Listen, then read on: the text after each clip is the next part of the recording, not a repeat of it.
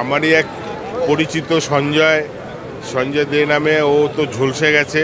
আর একটা লাস্টের দিকে একটা বডি বার করেছে, বডিতে দোকানের মালিকও হতে পারে, আমি কে তবে চিনতে পারিনি তাকে নিয়ে। দোকানের মালিকের নাম জানি না আমি। এটা চপের দোকান ছিল, চপের দোকান। না পরোটা ভাজতো, তারপরে হলো পিঠাই পরোটা করতো, এইসব করতো। আর ইনজয়ার্ড হয়েছে অনেকে ইনজয়ার্ড হয়েছে। একজন গা হাত পা ঝলসে গেছে, একজন পুরো দুমড়ে মুচড়ে গেছে, হ্যাঁ। তারপরে একজনের মাথায় লেগেছে, একজনের বডি ঝলসে গেছে।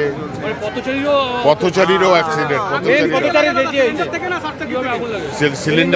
সিলিন্ডার বাস্ট হয়ে গেছে, সিলিন্ডার বাস্ট না হয়েছে। কতজন আহত হয়েছে কি ব্যাপার সেটা আমরা এখনো জানতে পারি।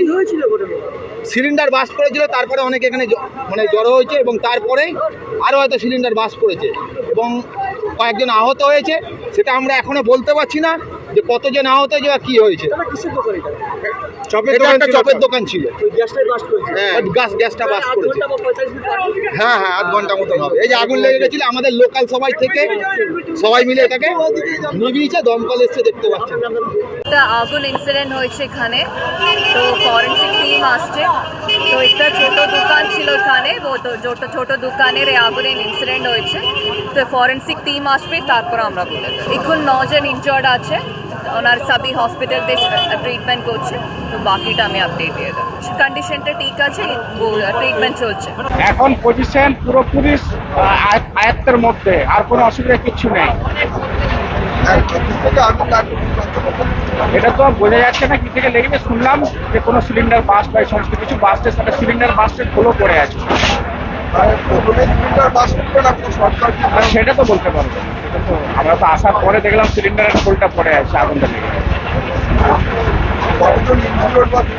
শুনলাম পুলিশ বললো 10 জন মতো ইনজয়ার্ড আছে, সামনে লোকাল হাসপাতালে ভর্তি করা হবে।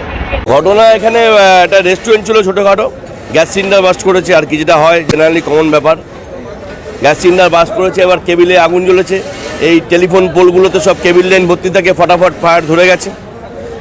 এবং তাই থেকে আমাদের কর্পোরেশনের স্টাফরা এসেছিলো, 2 জন খুব মারাত্মক ইনজুরি হয়েছে, ভর্তি হয়েছে। এছাড়াও 7-8 জন ইনজুরি আছে, ছোটোখাটো ইনজুরি, 5%, 10%, 15% ইনজুরি। একটা মেজর ইনজুরি আছে, সেটা আমি ডাক্তারকে বলেছি। নার্সিংহোমে ফুটেজে ভর্তি আছে, গুডরেজা নার্সিংহোমে, যে কত পার্সেন্টেজ আছে আপনারা কন্ট্রোল করতে পারবেন কিনা, নাহলে বড় জায়গায় পাঠাতে হবে। ফুটপাতের মধ্যে সিলিন্ডার আচ্ছা, তো আছে এই ফুটপাতের সিলিন্ডার। তো এই তো আমি আগমও অবজেকশন করেছি। এই ভিআইপি জোন জুড়ে যেসব ফুটপাতে সব গভর্নমেন্টের জায়গা দখল করে, এটা তো আজকে বাড়ির তলা হয়েছে, কমার্শিয়াল সে করতেই পারে ব্যবসা, কিন্তু তার কাগজপত্র কী আছে সেটা আমি বলতে পারবো না, কারণ আমাদের পক্ষে কাগজপত্র চেক করা সম্ভব নয়। কারণ হাজার দোকান সব কোথা দিয়ে কতটা কী করবো, সেটা যদি প্রশাসনিকভাবে এরা ব্যবসা করেছে ঠিকমতো পেপারস না থাকে, তাদের এগেনস্টে গভর্নমেন্ট কেস করবে, যাওয়ার হবে, যেটা আইনে হয়। আর ফুটপাত জুড়ে এবং যেভাবে রেস্টুরেন্ট দিনের দিন হচ্ছে, এবং আমি আগেও প্রতিবাদ করেছি, 19 জায়গাতে আমি কমপ্লেন দিয়েছি, ফায়ার মিনিস্টার অবধি আমার কমপ্লেন দেওয়া আছে যে এক একটা ফুটপাতের দোকানে আরও বড় ঘটনা ঘটবে। শতোয়াপল্লী একটা অগ্নিকাণ্ড থেকে মানুষের কেষ্ট করে মানুষের শিক্ষা নেওয়া উচিত ছিল।